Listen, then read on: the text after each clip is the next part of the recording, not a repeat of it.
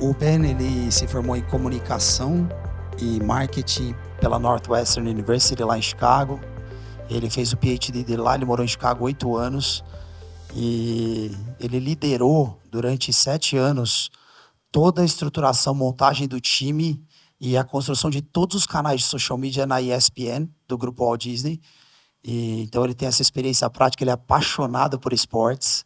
Uma das classes que ele ensina lá é uma classe de Sports Analytics. Então imagina que tudo que você captura de dados, que a gente às vezes está assistindo um jogo de futebol americano, ou beisebol, que são os dois principais esportes que ele acompanha, todas aquelas estatísticas, ele conhece um absurdo daquilo, que a gente captura via imagem, que a gente usa a tecnologia para poder divulgar e comparar jogadores.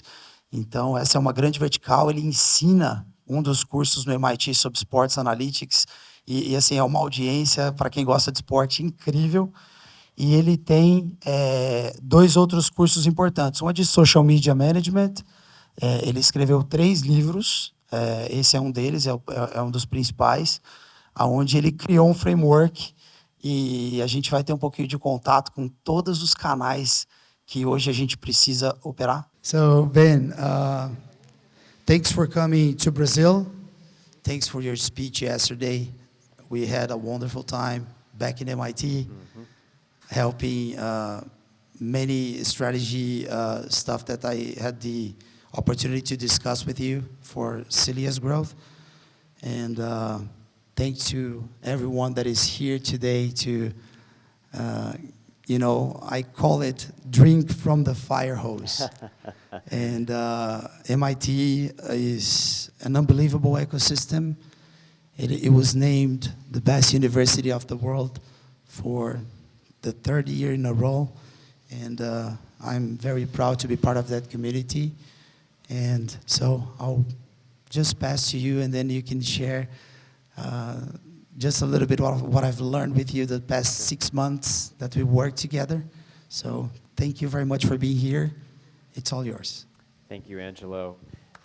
Great to be with all of Welcome you. to Selia, Ben. Selia, as I've learned this morning, great problem solvers. So it's very good that we got our presentation up and running.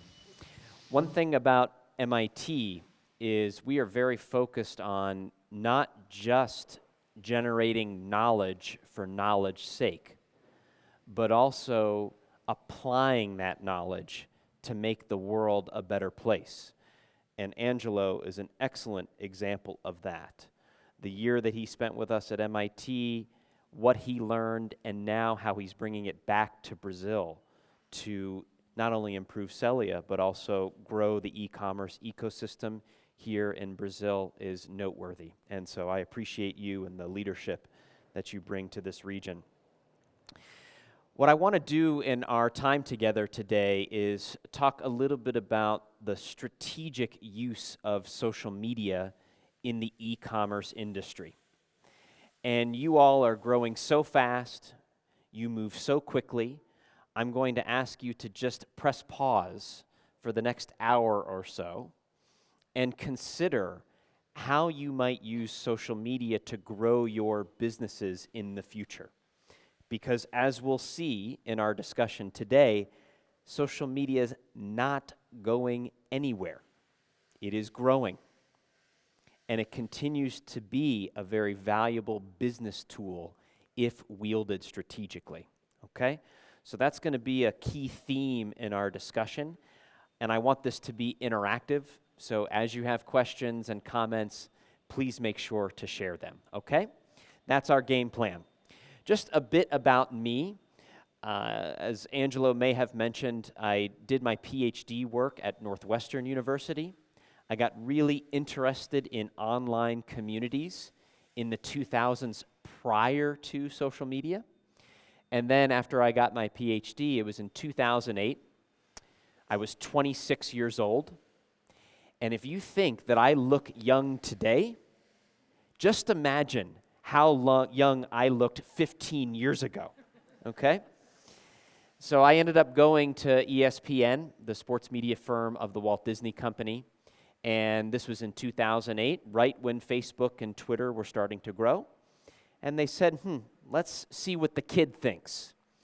And very quickly that became my full-time job and got a great opportunity to build a team and collaborate across the enterprise to build our social media strategy.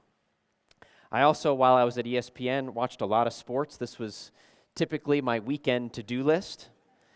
And I guess this applies to American football, but could also apply to the real football, of course. After ESPN, I knew that I would always go back into academia. I love teaching. I love working with talented individuals like Angelo. And so I went to MIT to help them create a new social media course. And I also wrote a textbook based on that course. It's Social Media Management, Persuasion, and Network Culture. Part of what we're going to discuss today in our short time together is a crash course of the course that I offer for a semester at MIT Sloan. So I want to address the elephant in the room. How many people like social media? How many people have a real problem with it? Yeah. By the way, a lot of people said I like it and I have a real problem with it. Okay? So let's address the elephant in the room. Social media, it's good, it's bad, it's ugly. It's all of that, right? And there have been a lot of positive things that social media has brought to our world.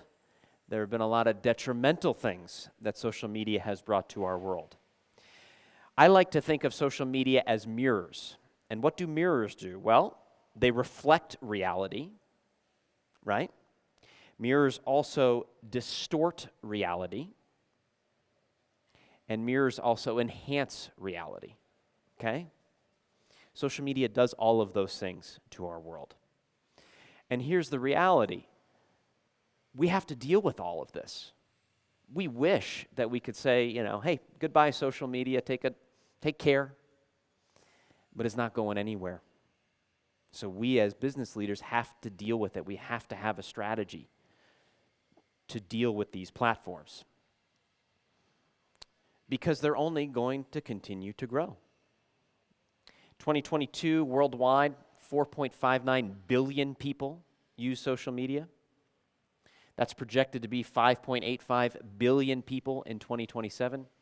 We've got 8 billion people on planet Earth. It's a significant portion of our population. Here in Brazil, 171 million social media users in 2022. By this time, in the summer of 2023, that number is likely higher. Significant proportion of the 215 million people in this country. Even a platform like Facebook. Facebook's had some bad publicity, right? Do people still use Facebook? Yeah, maybe, not as cool as it used to be. In fact, there's been so much negative publicity of Facebook that, hey, it must be a dead platform. We actually look at the data, it tells a different story. In the earnings report, just announced a couple days ago, Facebook, and this is just the big blue, the flagship platform, reported in Q2 of 2023, 2.064 billion daily active users on Facebook. That number only continues to grow. So even Facebook, which is a platform that many people have left for dead, is still continuing to grow. Okay? So social media is here, not going anywhere, will continue to grow.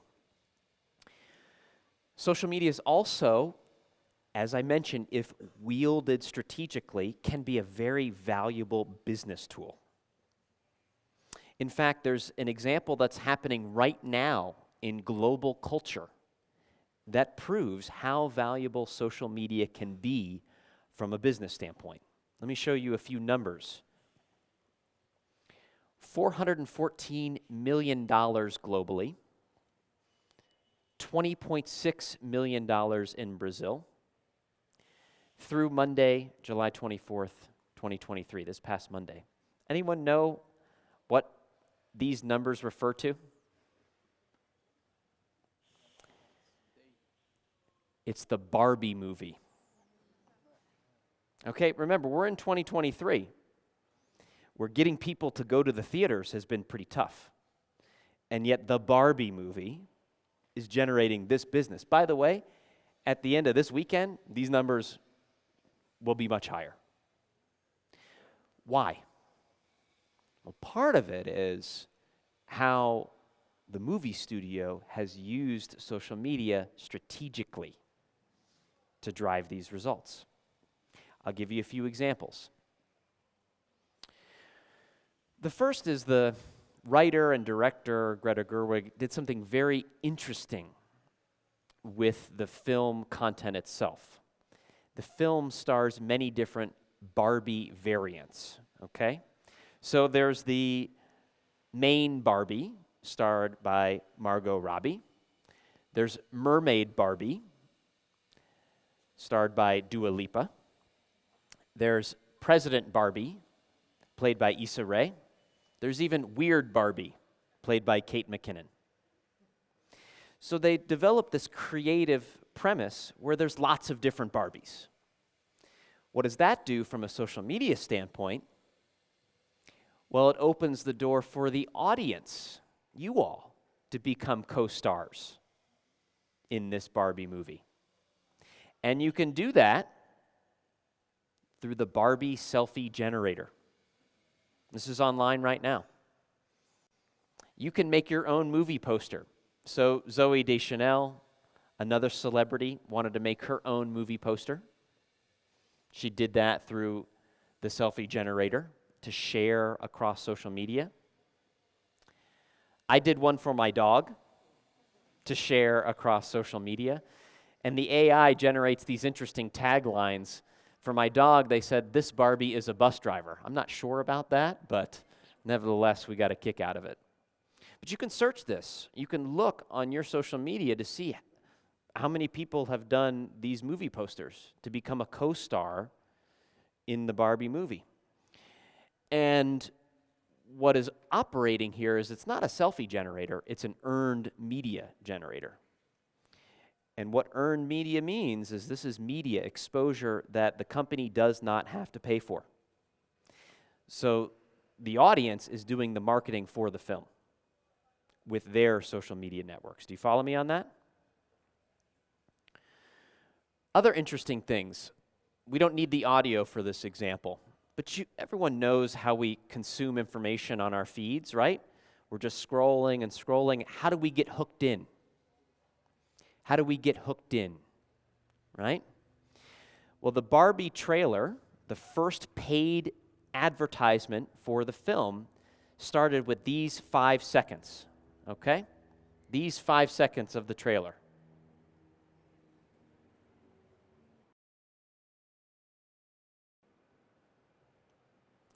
So those were the first 5 seconds.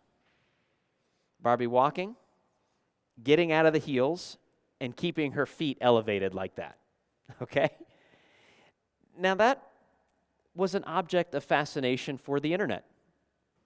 The internet was basically like, well, how in the world did that happen? So social media user Chrissy Teigen, who's also a model and author, basically said, I need to see an entire documentary on that shot. How did that happen? Then, to her 42 million Instagram followers, Chrissy Teigen tried to recreate the shot. It didn't go as well, as you can see here.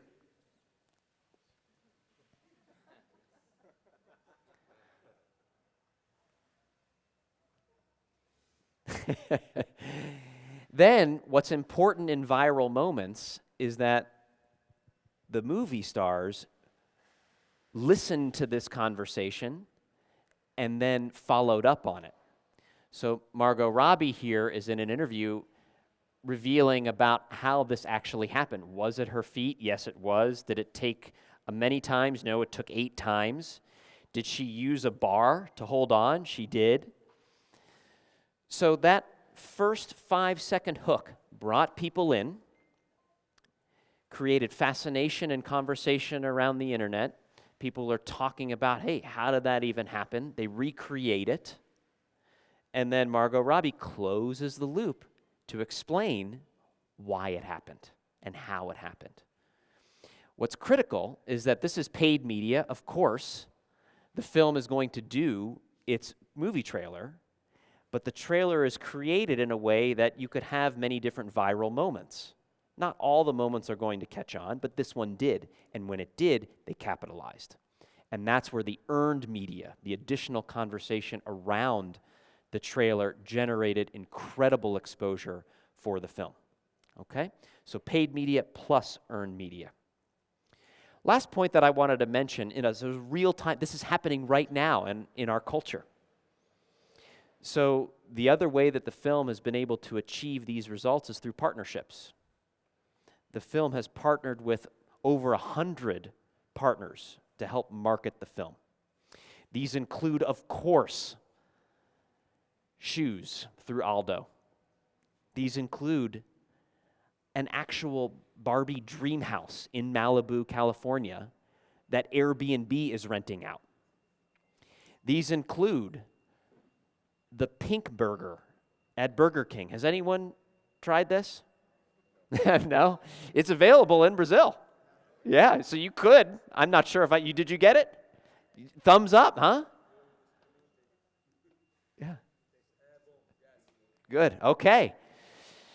So these are all partnerships. The point here is that these examples that I have here are not the official paid advertisements from Aldo, from Airbnb, or from Burger King. They are from social media users. So here's Jacqueline Murphy with a TikTok video with over 675,000 likes, highlighting the Aldo shoes. Here's John Schreiber, a Twitter user, did an aerial video of the Barbie Dreamland house, 6.7 million views. This is a TikTok of the Barbie meal, Ellen with 23.2 thousand likes. Point is that these are partnerships, but the earned media, the people that are sharing the content about the partnerships is what is expanding the reach, okay? So this is happening in real time right now. And it's showing that with a smart social media strategy, you can generate significant results. I also think it's interesting because it's an intersection of not only film and media, but also commerce, right? These are just 3 of the 100 partnerships that have shown up in this film. So I think the question for us to deliberate as a group here is, how can e-commerce companies create value using social media? All right? That's a question that I want us to reflect on in this conversation. And I'm curious, when I ask that question, what comes to mind? What do you think? How do you think e-commerce companies can use social media to create value? Any thoughts come to mind? All right, I have some ideas. These are my social media management principles. I've developed these over the last 15 years as both an academic and a practitioner. These are not exhaustive. Of course, there are other principles, but these are ones that rise to the top for me time and time again. The first is that social media must be a C-suite level strategic consideration. And I'll tell you why. The second is we have to be sensitive to why humans use social media. The third is that brands do have permission to be on social media, especially if they embrace their truth, and I'll explain that as well. Fourth, you've got to work with the algorithms to reach your audience. Fifth, I'm going to talk about balancing platform metrics with business metrics. And sixth and finally, credibility is your most important asset in social media. I'm going to talk about each of these individually. So let's start with the first. Social media must be a strategic consideration at the C-suite level. Why do I say that? This is your new storefront, social media feeds. Your customers oftentimes will discover you first through social media. Do you want your interns in charge of this very important real estate? Or do you want your most senior level people at your organization thinking strategically about how your brand shows up in this real estate? I think you want your senior people doing that. So what I'm going to challenge you to consider is how you might create value using social media. And there are 4 main ways that you can create value for your organization using social media. And these value creation opportunities range from more relational value to financial value, and they range from engaging internal stakeholders like your employees and external stakeholders like your customers and your shareholders. So the first and most obvious is creating brand value, using social media to create brand awareness and engagement. That's been the primary use case for social media to date. But you can also use social media increasingly, and especially in your industry, to drive direct revenue from social media platforms. And you can create operational value using social media to lower costs or operate more efficiently. The earned media that I talked about with the Barbie case, that is making their marketing spend much more efficient. If you are interested in getting better customer feedback and research and insights about your customer, you can often do that fairly cheaply via social media. There are even some companies that factor in social media demand into supply chain planning. So those are ways that you can operate more efficiently using social media. And then the final value creation opportunity is in cultural value, using social media to connect and engage your employees, something that we don't often think enough about, right? We try to use social media to connect and engage our customers. How can we use social media to strengthen our culture internally? So these are 4 main ways that you can create value via social media. Now, if you assign these to the intern, you're not going to unlock the value. If you talk about these at the C-suite level, that's when you're going to see some significant improvements. So my point here is that social media is not just about a popularity contest. You can't just assign it to the intern because you're going to be leaving value on the table. Any questions on that first point? We all clear? Second point, second principle. It's important to be sensitive to why humans, we all, use social media.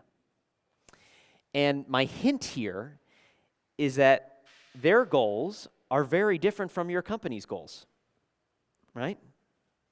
Your company's goals in social media are very different from why humans want to use social media. The literature suggests that humans use social media for 3 main reasons. The first is identity building, to express yourself, right? The second, and perhaps obviously, is for social connection. And then the third reason is for what I like to call infotainment, to be informed and entertained.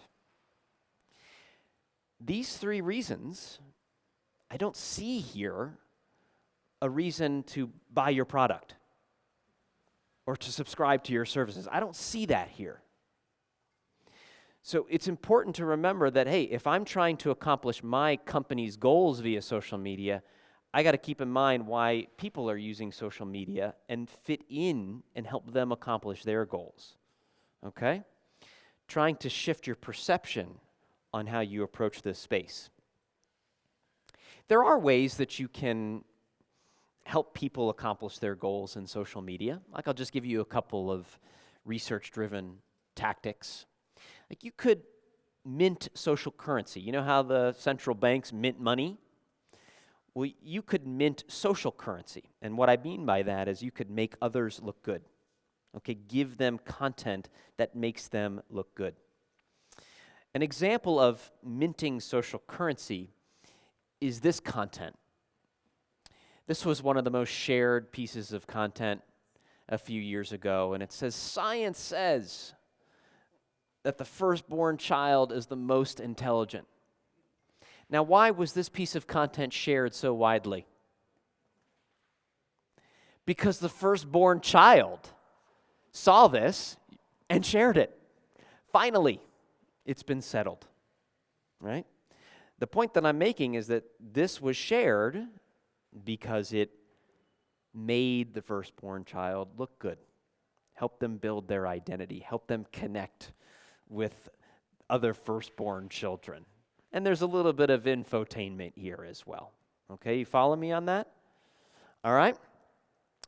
In the sports world, anytime a team won a championship, we would create images, right? So that you would share that image celebrating your team's championship. Makes you look good as a fan. How can you make your customers look good? Via your social media strategy. Another thought is to think about and leverage social proof. This is the concept that if others are doing it, it must be a good idea. This is a social psychological principle that operates time and time again in social media. We saw this with the unicorn frappuccino. Anyone have one of these? So Starbucks offered for a limited time the unicorn frappuccino, and it looked like a unicorn. And it was designed smartly to be an Instagrammable product. That you go into Starbucks, you buy it, you take an Instagram, and then maybe you drink it. Okay? Now, the reality with this one, again, I didn't have one. I was scared off by some of the reviews. But apparently it tasted terrible. It was horrible. And yet, it sold out time and time again. Because if other people were going to get one and Instagramming about it, it must be a good idea, right? So here's Katy Perry. She said, I couldn't handle drinking my own blood. She ends up spitting out the unicorn frappuccino. I don't have the video for that to spare us. Here's Gabrielle, just a random Twitter user. This tastes like orange Trident gum and hot dog water. Don't waste your money on it. But because others were doing it, I guarantee you that inspired people to go into the store and buy one and try how terrible it was themselves, okay? This is social connection. There's a little bit of identity building here. There's definitely some entertainment value, okay?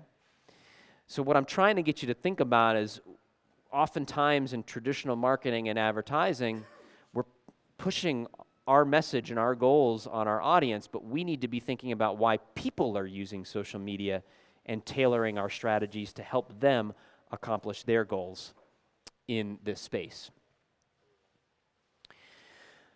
My third principle here is that brands, B2C and B2B brands, have permission to be in social media if they embrace their brand truth. Now, the brand truth is a concept that I was taught by Wyden and Kennedy, the creative advertising agency that I worked with when I was at ESPN. In my view, they are the best of the best, and they taught me this concept very well. And in social media, sometimes people are a little hesitant to embrace brands, right? This is our space.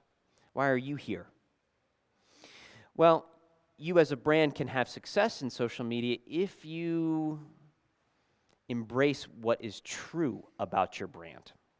The example that I'll share is from Ryanair. So Ryanair is a EU-based airline, low cost, and it has a reputation of being greedy and arrogant.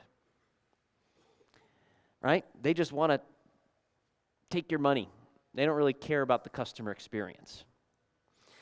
And so Ryanair was thinking, okay, well, we could really work hard to shift that perception, But they've done something interesting.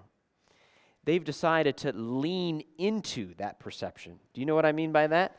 So they're embracing that perception in their social media strategy. So these are recent examples of their Twitter feed. You can go and check these out. So here's one customer. He tweeted, "Thought I had a window seat," at Ryanair non-event. And then Ryanair retweeted and photoshopped in a book called Learn to Read, meaning you should have read when you bought this seat. This is the original photo from the customer. There's this term in social media, I'm not sure how popular it is here in Brazilian social media, of trolling. Okay, this is trolling. They're leaning into greedy, arrogant, a little snarky, right? Here's another example. There's tons of them. This customer is complaining about how little space there is between his legs and the next seat, kings of discomfort. And Ryanair decides to retweet it to all of its followers and not even comment on that, but make fun of the fact that he's wearing jorts. Okay? In turn, if you read some of the comments of these tweets, people are loving it. Boy, you really roasted that guy. Okay? So they're going from greedy and arrogant and bad customer service, they're going from that brand perception being bad to it actually being an asset for them. And it's happening on Twitter as well as on TikTok. So a question for your brands is, brand perception is often reality. What people perceive you as is often your reality. So are you going to embrace it or reject it? Right? Interesting question to reflect on. Any questions on this principle? Okay. Fourth principle is about the algorithms that make determinations on what content we see in our news feeds. And if we're going to reach our audience in social media, we've got to work with these algorithms, whether we like it or not. So just by way of background, these algorithms that determine what content we see in our feeds are what we call black boxes. We really don't know what's in them, right? There are some inputs that go into the algorithm, which again I describe as a black box, and then the output is the content that you see in your feed. We really don't know what's in these black boxes. And yet they're super critical because, again, they determine what we see in our feeds. So as brands, as companies that are seeking to create value through social media, we still have to work really, really hard to understand these algorithms as best we can. And it's never going to be perfect. I believe that there are even some folks within social media companies that don't know exactly how these algorithms work. So what are the implications for us? Well, we've got to use whatever information we can get from the platforms as well as experimentation to understand how these algorithms work. So for instance, many of you may spend some time on LinkedIn. I help a lot of my students at MIT with LinkedIn. Now, this is a very helpful graphic from BrandWatch on how the LinkedIn algorithm works. And basically what happens is that you post content on LinkedIn, and then a computer, the algorithm, will quickly scan your content and get a sense of, is this quality content or is this spam? And as long as it's quality content, there are different sentences that make sense. They'll get a quick scan of whether it's of quality, and then they'll release it to a few people within your network. And if those people engage with it, then they'll release it to more. And if those people engage with it, then they'll release it to more. So what does that mean? That means if you are creating content on LinkedIn and you want to reach your connections with that content, you've got to think about the behaviors that the LinkedIn algorithm rewards. Those behaviors include when people comment on your content, when people react to your content, when people share your content, when people dwell on your content. Dwell time's quite interesting because, and you don't have to admit this here, but let's say you're thinking about moving to a different company and you watch one of their videos. You don't want to like that video because then that might show your boss that you are interested in this other company, right? But LinkedIn is very smart. They count your dwell time, how much time you're spending on that content, even though you don't take a specific action, right?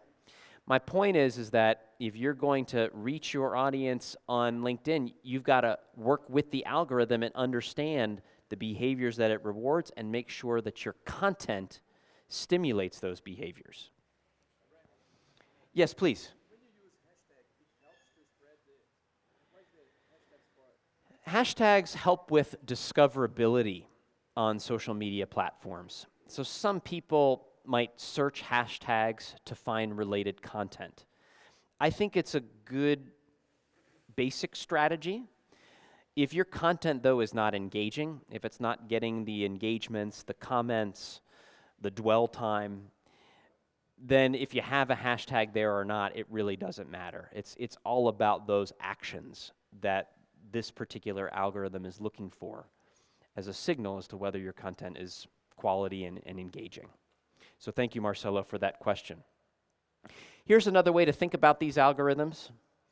This is a great diagram from the New York Times. They got some internal documentation from TikTok.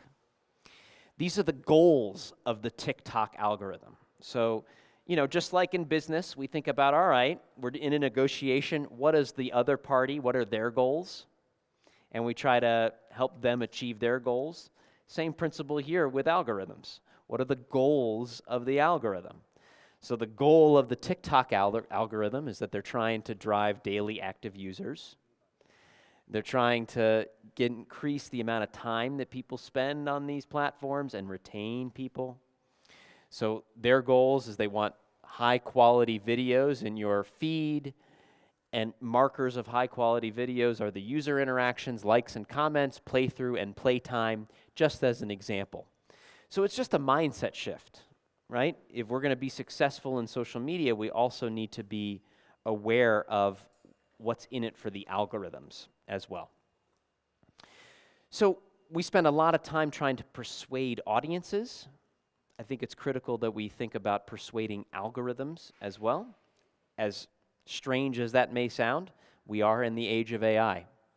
So you've got to make content decisions based in part on what the algorithm values, optimize for engagement when appropriate, think about why someone would share your content, and then crucially, use these tools ethically. With great power, of course, comes great responsibility. So any questions on the algorithm component, that we've got to work with these algorithms in order to reach our audience? All right, terrific. The fifth point is around metrics. And at the end of the day, if we're going to use social media to grow our businesses, to create value for our business, how do we know that we are successful? That's where measurement comes into play. And I'm going to encourage you to think about the difference between platform metrics, the metrics that we get from these social media platforms, and the metrics that you value at your organization. And sometimes they're not one and the same. Okay, so for instance, platform metrics, those are things like likes, comments, shares, followers, all those things. And they are useful to a degree, right? They are useful to a degree. The challenge with platform metrics is that there are so many of them now. I mean, Instagram and Facebook and TikTok give you so many metrics that you could pay attention to. For me, just to simplify things, these are a few rules on how to approach platform metrics. Number one concept is that engagement leads to reach. The more engagement that your content gets, the greater the reach. That's different from traditional media. In traditional media, let's say you were buying an advertisement in a newspaper. You bought a newspaper because it gave you X number of reach. and then it was your job with the ad to engage people. It's flipped in social media, where it's about driving engagement, which then leads to reach.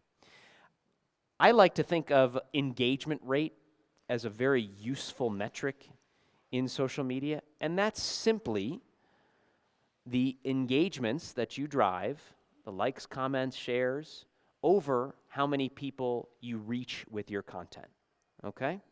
We like to think about all impressions, this post got 5 million impressions. Well, do people actually engage with it? That's, I think, what's critical here. And then the third simple rule is that I like to value quality of audience often more highly than quantity of audience. If you have 1 million followers on your Instagram account, but they're not doing business with you, and yet you have another Instagram account where you've got 10,000 followers, and they're all doing business with you, I'd rather have 10,000 followers. That's quality of audience versus quantity of audience, okay? Now, the big transition that we're making in the social media management space is transitioning from these platform-driven metrics to more goal-centered measurement, and asking ourselves the question, well, how is social media really driving our business? For many years in social media, we were using platform metrics to determine whether or not we're successful. Like very early on at ESPN, we would be measuring how many fans we had on Facebook, and that would be our metric of success, right? But very soon after we started doing that, we realized this is not a popularity contest. This is about how our organizational metrics, how we're driving our organizational metrics, how that should be our markers of success, okay? And we need to continue to move toward that question of how are we using social media to drive our business forward as opposed to just getting followers.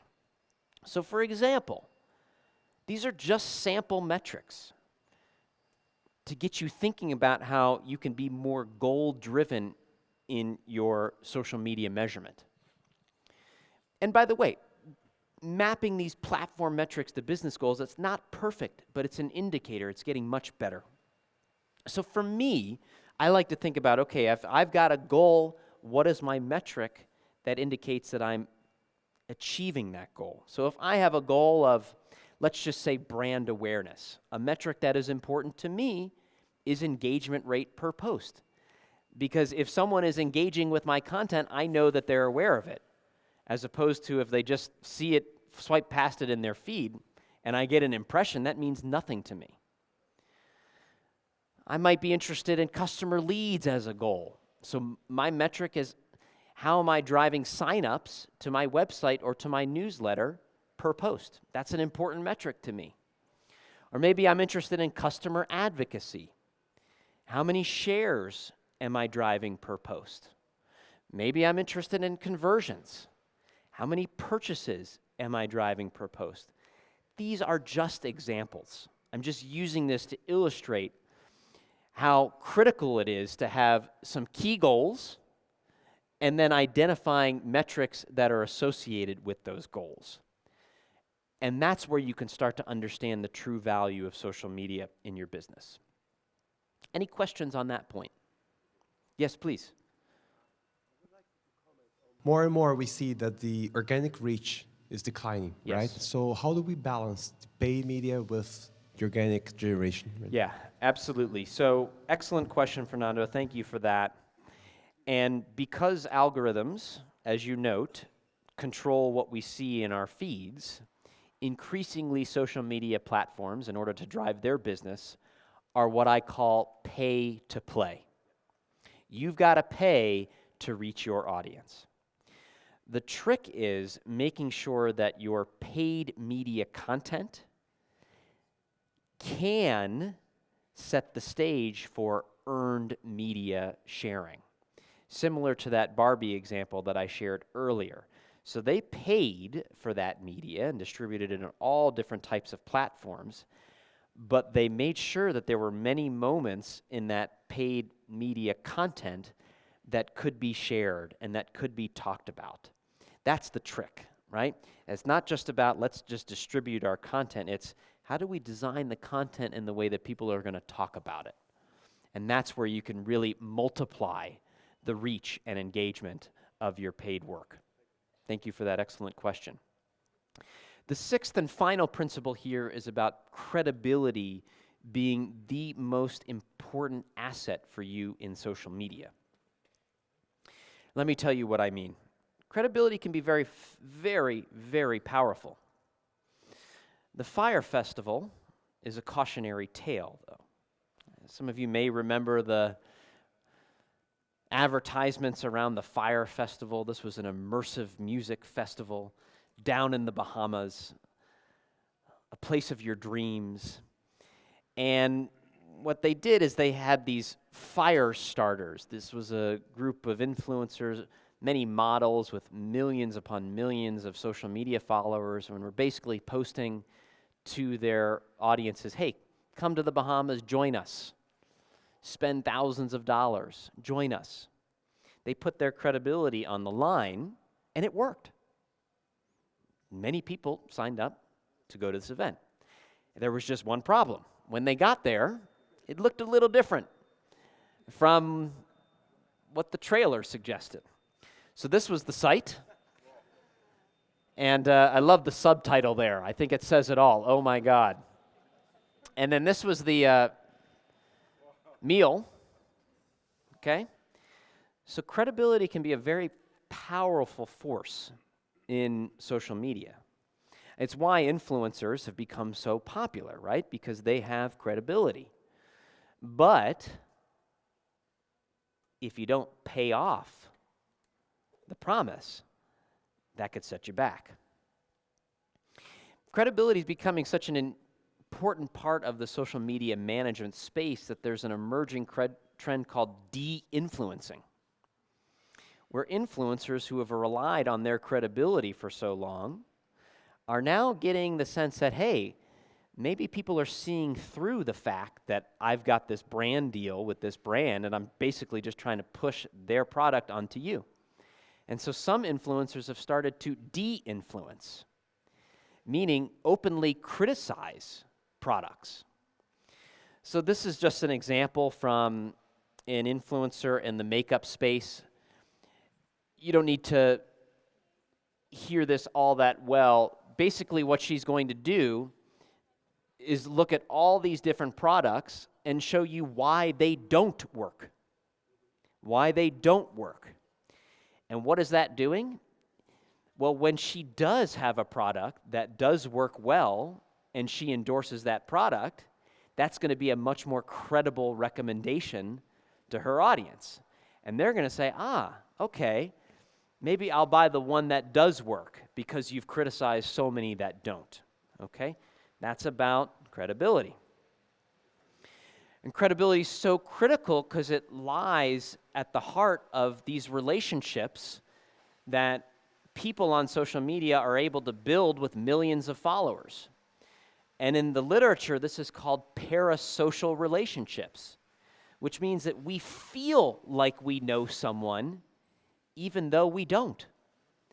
It's why someone like Taylor Swift can sell out 80,000-seat stadiums because every single person there feels like they know her. It's Taylor's a friend. It's why even someone like Lil Miquela, who has almost 3 million followers on Instagram, heavily engaged audience. These people love her. This post is about, boy, I really need this to be the best summer ever. I need it. And you look in the comments of people saying, you deserve this summer. Enjoy it. Take good care of yourself. There's just one interesting thing about Lil Miquela. Does anyone know? She's not real. She's an AI character.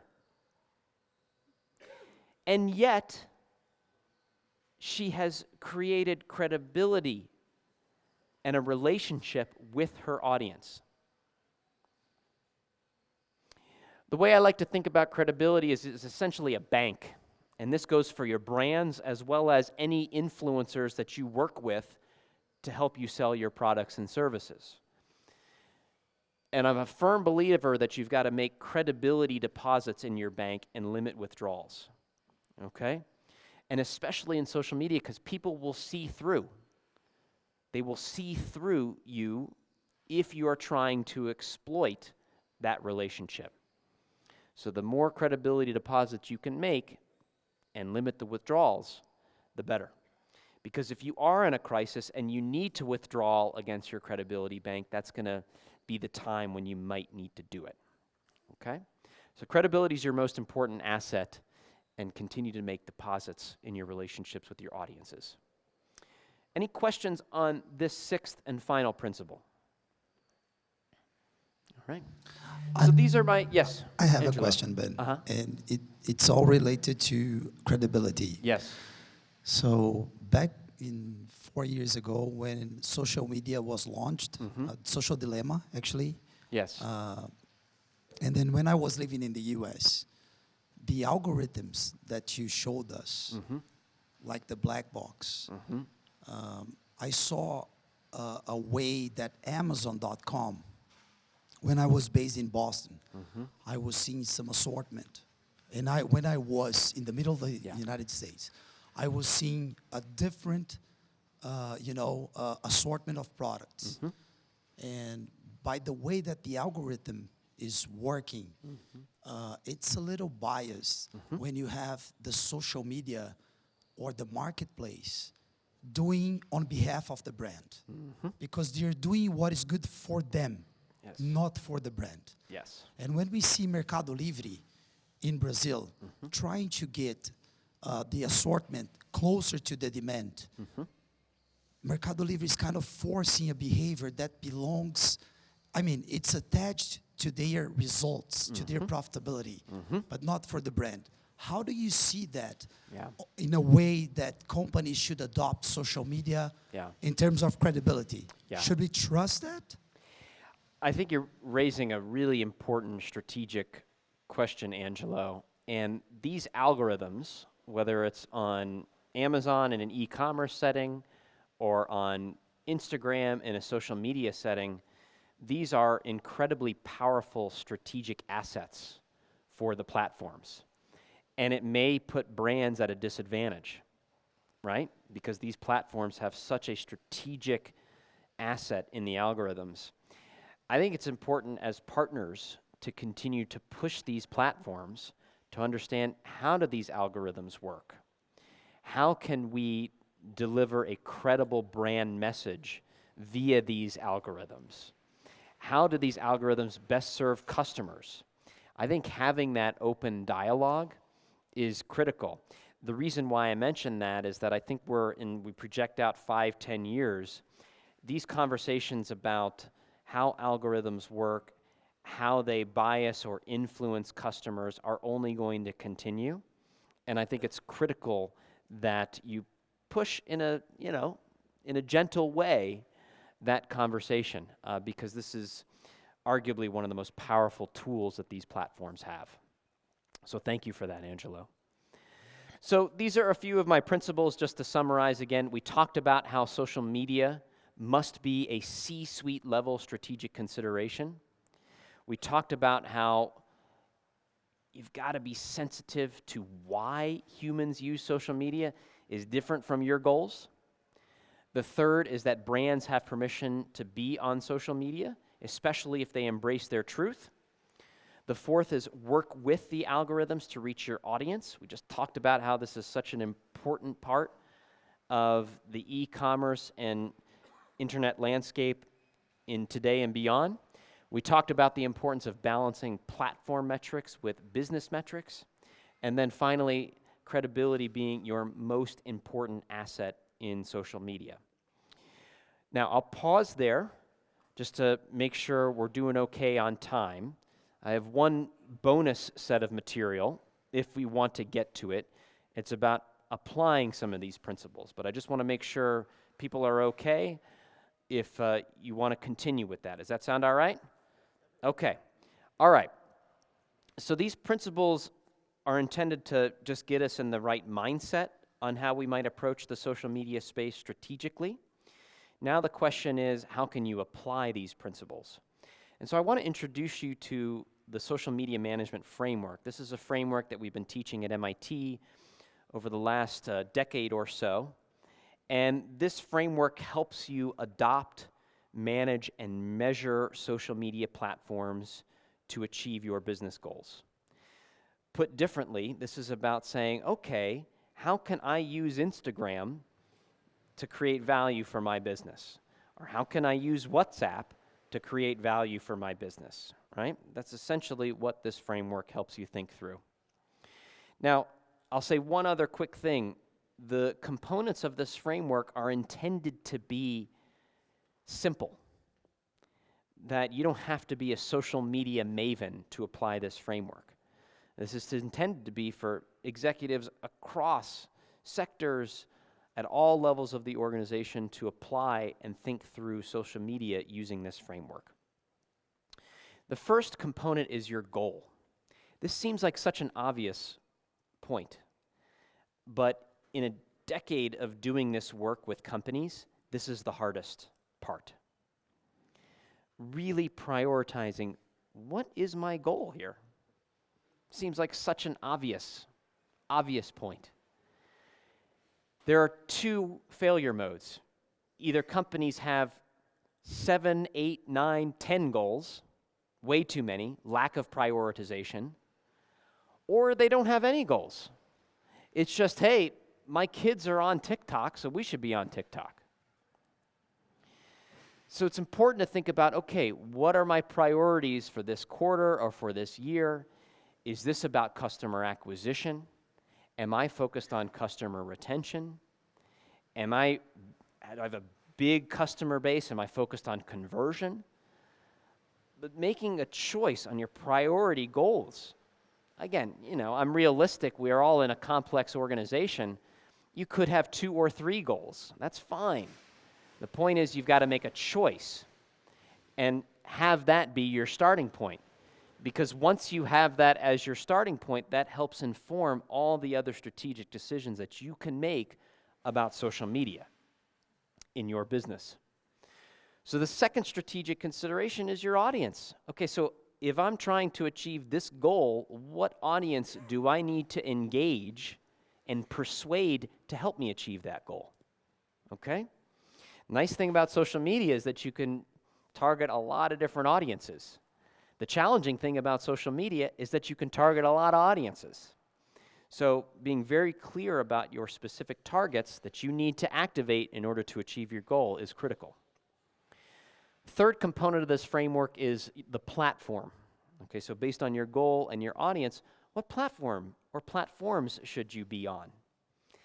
Okay, there's a very popular cruise line in the States and around the world, Viking River Cruises. Has anyone heard of that? Okay, so their target audience is retirees. Okay, those are the people that like to go on Viking River cruises. They should not be on TikTok, right? It's a simple example, but they should not be spending any resources or time on TikTok because Gen Z is not taking a retirement cruise anytime soon, okay? There's a tendency that just because we can be on platforms means we should. No, think about what your goal is and who you're targeting. That will help inform what platforms you decide. The fourth component of this framework is brand. And once you decide to be on a platform, you got to think about how you're going to brand your presence on that platform. What's your name? What's your profile photo? What's your brand identity? What's the personality of the brand on that platform? Right? And this is critical.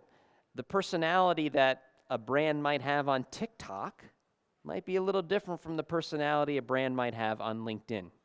Okay? Fifth component here is content. So it's critical to create content based on your audience and the platform and the brand that you are promoting. And there's an axiom, which I think is still accurate, that you've got to program content specific to the platform. What might work on one platform may not work as well on another. A sixth component is distribution. There is this myth in social media that all you need to do is push out content and then it will go viral. Well, oftentimes, to Fernando's point, you need to put in place a paid media distribution strategy, or work with ambassadors or influencers to help you increase the reach of your content. Those are distribution strategies that are critical to success in social media. And then finally, what measurement are you going to use to determine whether or not you've achieved your goal, right? And again, sometimes the measurements aren't going to be perfect, but you need some metric to indicate if you are progressing toward your goal. If you achieved your goal, great, build on what worked. If not, where can you iterate? For my engineers in the room, think about all these as different variables, right? So based on the goal that I'm trying to achieve, if I didn't achieve my goal on the first round, maybe I need to change the content variable. Or maybe I need to change the distribution variable. Maybe I've chosen the wrong platform. Maybe I have an ineffective audience targeting strategy. Or maybe the goal that I've set out to achieve is just not the right one for social media. Okay, so these are all interlinked variables. And you've got to iterate in order to get to where you need to go. So that's the framework. I'll just give you a few examples. Again, tried to take some examples and apply to the e-commerce context. These are just ways to get you thinking about how you can apply this framework. There are the 7 components. So for instance, let's say you might be interested in brand awareness among potential customers, college-aged, 18 to 24-year-old.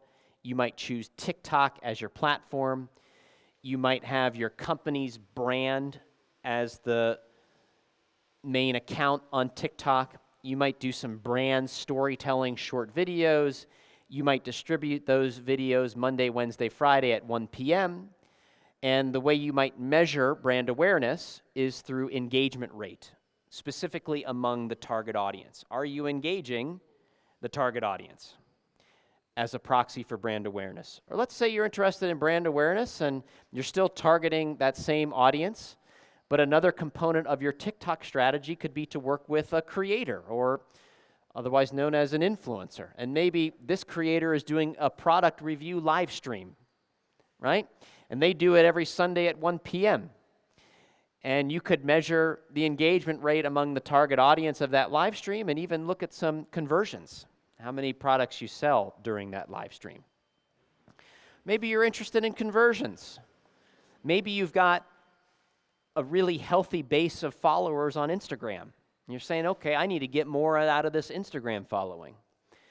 And this Instagram following is on your main brand account. You might do some product promotions for content.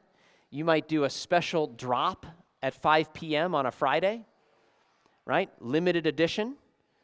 And you could measure the conversion rate per post of that drop, okay?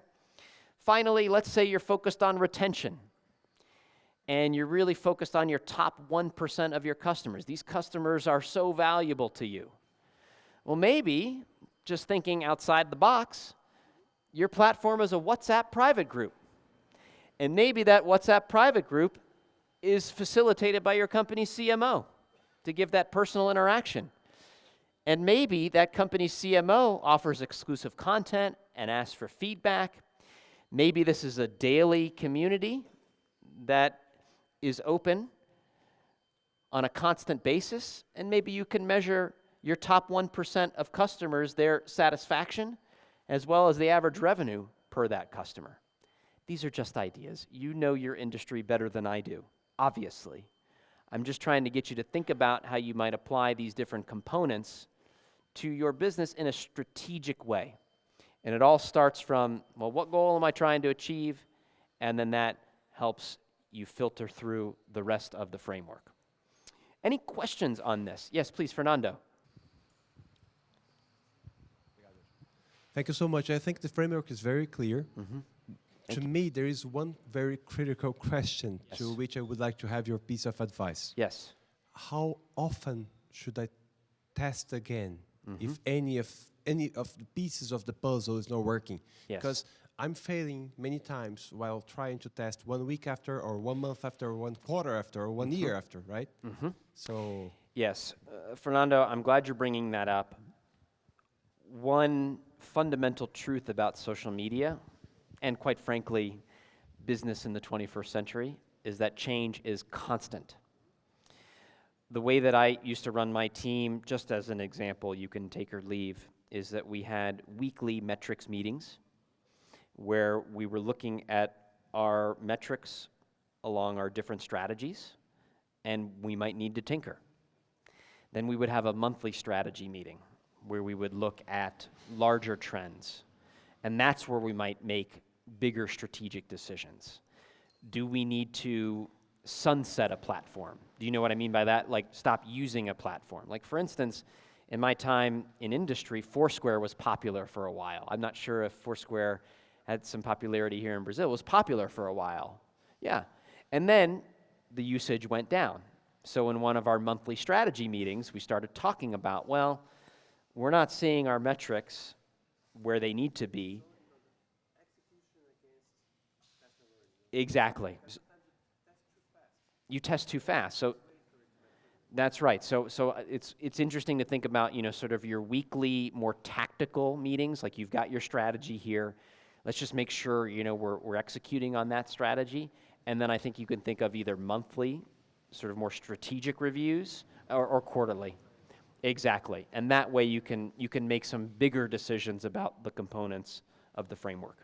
Yeah, thank you for that thoughtful question. Any other questions on this? Okay. So finally, I'll just leave you with a note on generative AI. ChatGPT, DALL-E, right? All the craze.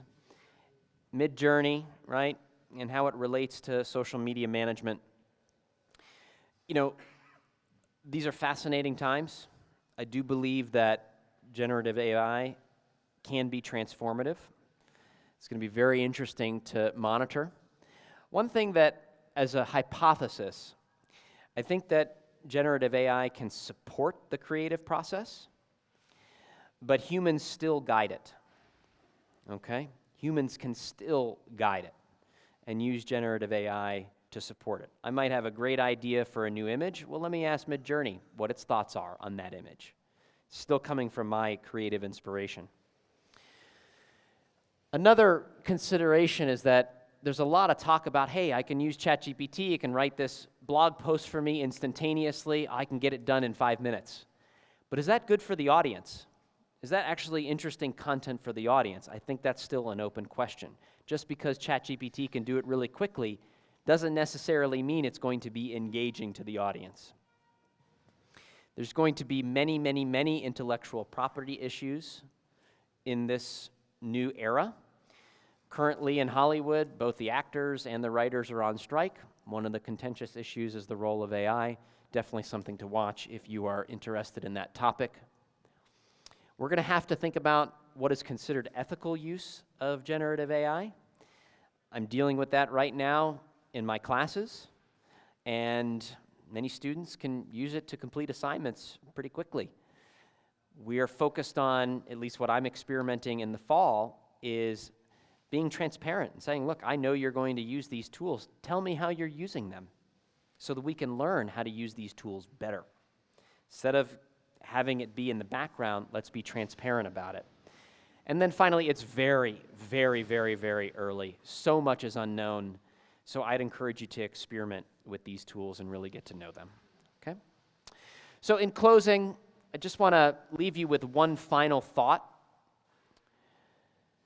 When you project out the future of your very exciting industry of e-commerce here in Brazil, you, of course, have to act like an e-commerce company.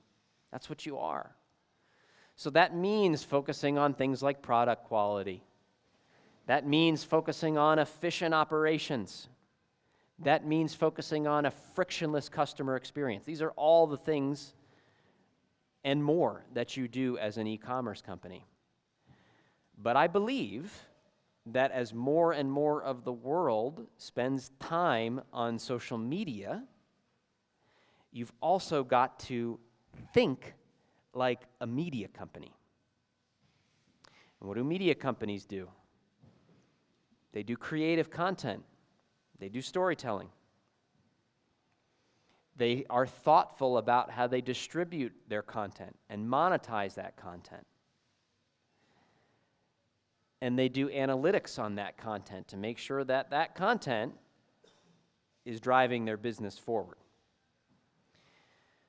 So I'd encourage you, as you look out to the future, you're not just e-commerce companies.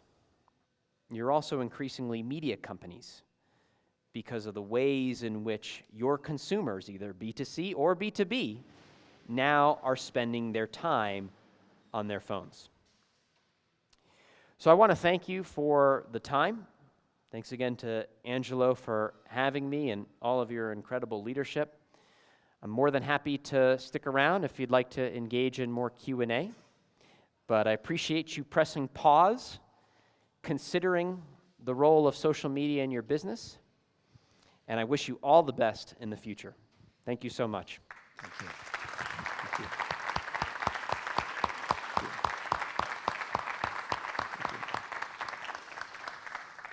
Wow. Yeah. So if there's any questions, I'll bring you the mic. If you have any, raise your hand and then I'll come to you. Okay. Hello. Hi, Ben. Hi. My brain just exploded now. Thank you, Rodrigo. I was thinking about the airline case you brought. Uh-huh. And I've been doing some content that may be controversial and goes with very good with the ways that more comments, more shares leads more audience. But how risky is that? You know, sometimes I put that and people start fighting in the comments, and how that can be bad for the company. Yeah, it's a risk-reward calculation. I think what is important to consider is if the sentiment of the comments is negative, then it might be important to course correct, right? What's working in the Ryanair example is that there's lots of comments and it's slightly controversial, but in a fun way. The reason why I mention that about the sentiment of the comments is because you want people to feel like they are welcome to comment and included in the community that you are creating around your brand and around yourself. So that's one indicator to look at, whether the comments are too negative, because that might work in the short term to drive engagement, but over the long term, it could push more people away. So I'm glad you're thinking about that, Rodrigo. Thank you. Yes, please.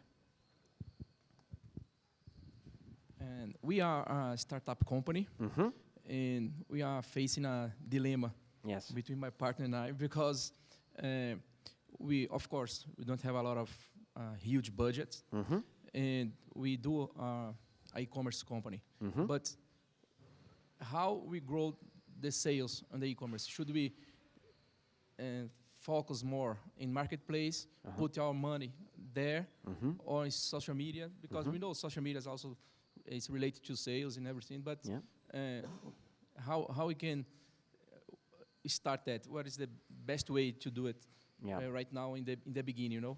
Because once we have money, we can do everything and we can test everything, but now we are facing a dilemma. So what we should do with our budget? Yes.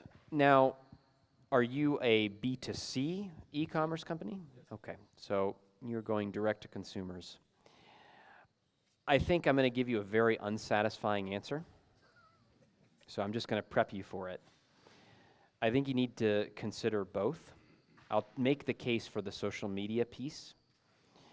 I think that especially starting out, you can bootstrap a social media strategy. Some of the most successful social media content that I've observed over my 15 years of doing this has been incredibly low budget, right?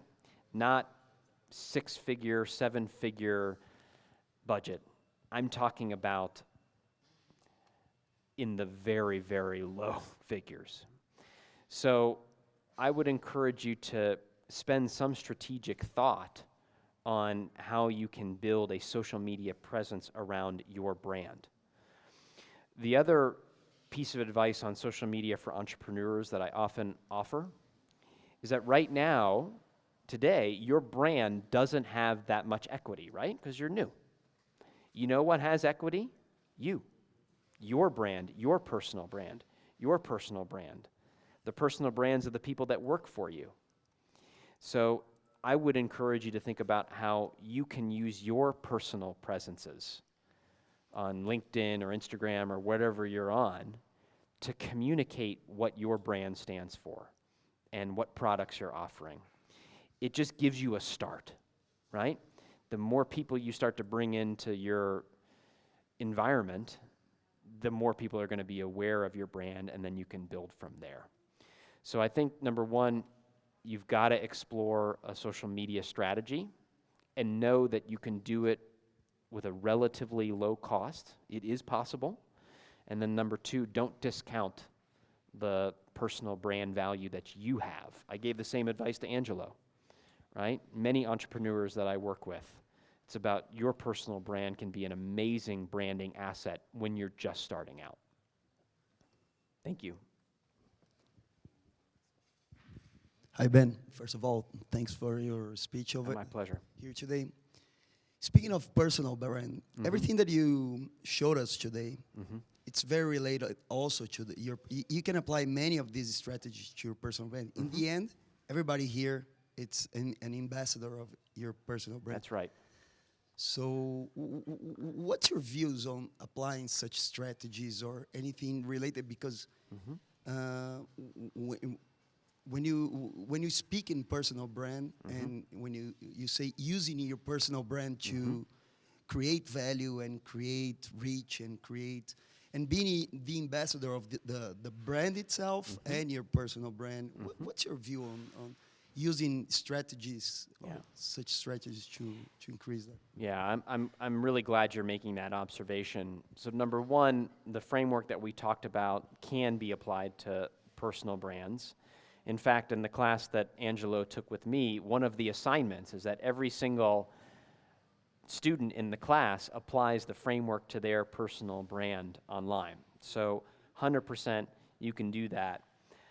The second thing is, and it's coming back to our conversation earlier, we have to remember that people like to connect with other people on social media, right? Selia is an amazing brand, and also people like to connect to you too, and the rest of the people within your company, because they know you. There's a face to you.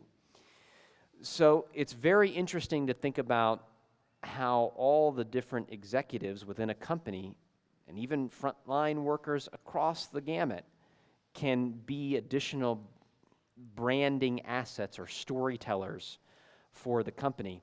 I'm reminded of a Target employee, and I'll have to find the TikTok account, but there's a Target employee in the States that works in a distribution center like this and shows through his TikTok account what he does on a daily basis, right?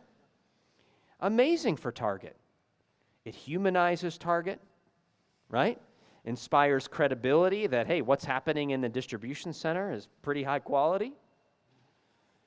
And that type of credibility is something that only that employee can create for Target, right? It's all well and good to have these brand advertisements, but that TikTok user that is generating millions of views and showcasing what happens in that distribution center, that is about making credibility deposits into the bank.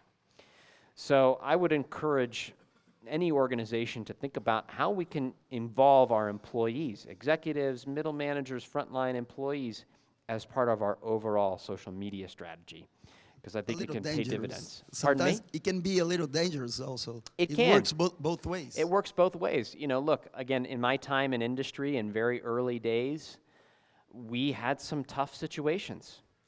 You know, I've seen in many different employee policies written over the years, and that's an important piece of the puzzle. Just like everything, risk reward. You have to make that calculation. But time and time again, I think, you know, more often than not, that reward might be a little bit greater than the risk. Thank you. Yes, thank you. Okay. Ben, Yes. I have like truly like a mysterious curiosity about a brand Uh-huh. that I've been seeing for so long, and I'll try to explain to you this case. Okay. So basically, there's a pharmaceutical company in Brazil, really old pharmaceutical company, like normal medicine. They sell like B to C to B, okay? No, sorry, B to B to C. Yeah. Yeah. Uh-huh. So it's a usual pharmaceutical company, and from 3 years now until now, they've been starting to shift their marketing strategy to not promote their products, but the family behind the business. And I'm like, what? Because the owners are like showing their real life and like their luxurious travels and things like that. And people are really curious about what they do in their daily lives. And also we say this in Brazil, like they veste a camisa. They like put their uniform, like a brand uniform, and they're so proud of what they're doing. And I think this makes the client, the last, like the customer, wanting to have their product just because they like the family. Yep. I'm really curious about this case. I don't know if this is a trend now, but I don't understand why they chose this. I never saw this in my life, and I want to know your opinion on this because it's really interesting in my opinion. I don't know if CIMED, I don't know if you're, this is crazy, right? Yeah, I know. So I love that you're asking this question. Again, it's what it's about. That's exactly what it's about. So what is the bedrock of any good business? Relationships. It's true in every business. Relationships within the company, relationships with your customers. What social media allows you to do is build those relationships at scale. And what this company is doing, again, I haven't seen it, so please take my comments with that caveat. What this company is doing is they are building those parasocial relationships where people feel like they know them even though they don't. Similar to the business that the Kardashian family has built. Right? So the Kardashian family, Kim Kardashian, the Jenners, that whole crew, they have their social media accounts. Of course, they have their TV show. That is expanding their family. They basically invited all the audience, hey, now you're part of us. Which means when Kim Kardashian says, oh, okay, now I've got a new fashion line, sales just go through the roof. So I think that's what's operating here. It's that building those relationships at scale and that trust and that credibility that then they leverage in the products that they sell. You had a follow-up. Yeah. I just don't know how they can make their life interesting for people, because I know, I mean, like, I want to see famous people. Kardashians were famous before their skincare brand. So when they became famous, they noticed they could monetize, and by doing a makeup brand. However, in this case, the business is old. Yeah. It's shifted. So I can't imagine someone looking at my father's Instagram. I can even think what he would post, for example. So I just don't know how this works. Yeah, I mean, I think, one other thing that's operating here is, you know, to your question about, well, these people aren't famous, and again, I'm just giving you my analysis. I don't know this company. What I'm hearing is that there's also the relatability. There's a bit of relatability, right? Meaning, you know, I sort of see a little bit of, not myself, but I can relate to this family, and maybe I aspire a bit to be as successful as they are. That's different from the Kim Kardashian, which clearly is, you know, a celebrity, right? So there's a bit of relatability that can be effective in these social media strategies as well. Liz, Thank you. just to let you know, CMED is a customer of Selia. Okay? Well, but that was a very, very hot topic. Yeah, that's very interesting. Thanks for enriching the discussion. Any more questions?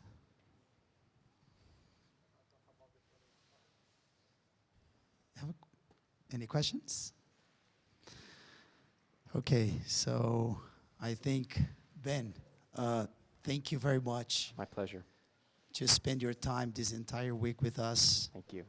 It's been the hell of a journey. It has. So we hope to see you back in Brazil with the partnerships that we're building. And I want to thank again Luis Clemente, Luciano, and the family that are here representing Cristiano, the Luft, our partner, all of our executives that are supporting the business when I was gone, and now I'm back. Thank you, Chris, especially you, okay? I think Chris wants to give a few words to tell you about a little bit of every process that goes through the distribution center, maybe a little bit of this site, and maybe I'll get you Portuguese translation. If you want to do in Portuguese or English, you decide. Okay, so I'll just get you a phone. I'm going to ask someone in the back, maybe Leila, if you can get Ben a headphone. Okay, so I'll pass the word to Chris, and then Chris will talk about a little bit of the operations, okay? Thank you, everyone, for being here, to spend the time to come to the DC. This is where the magic happens. We are the last persons here, our employees, to touch the product before the end customer. And we are trying to build that culture, talking to them daily basis. Talk a little bit about it, please. Obrigado, Ângelo.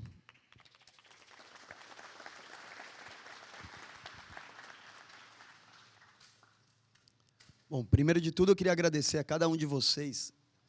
Ben, I'm sorry I'm going to speak in English because of the major audience here. So it was a pleasure having you here today.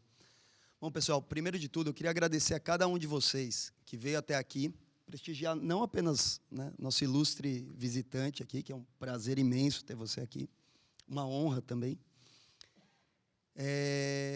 para ver não só, né, esse conhecimento que foi trazido aqui para a gente.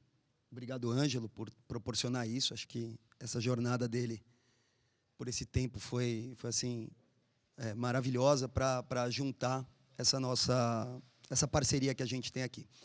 Aqui a gente tem, né, a gente está no nosso mais novo centro de distribuição aqui do grupo.